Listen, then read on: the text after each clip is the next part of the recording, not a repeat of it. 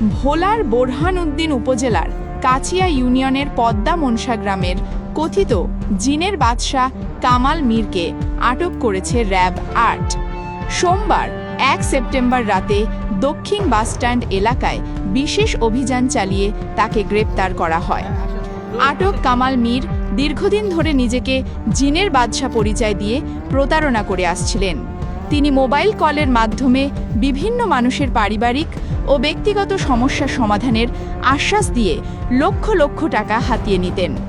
RAB ৮ ভোলা ক্যাম্পের commander lieutenant Rifat অভি জানান, চট্টগ্রামের ফটিকছড়ি উপজেলার প্রবাসী দিদারুল আলমের কাছ থেকে অনলাইনে বিভিন্ন সময় মোট ৫৩ লাখ টাকা হাতিয়ে নিয়েছে কামাল।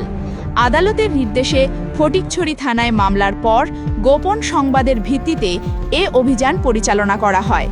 প্রাথমিক জিজ্ঞাসাবাদে কামাল প্রতারণার দায় স্বীকার করেছে বলে জানিয়েছে র্যাব। তার সঙ্গে জড়িত অন্যদের গ্রেফতারে অভিযান চলছে।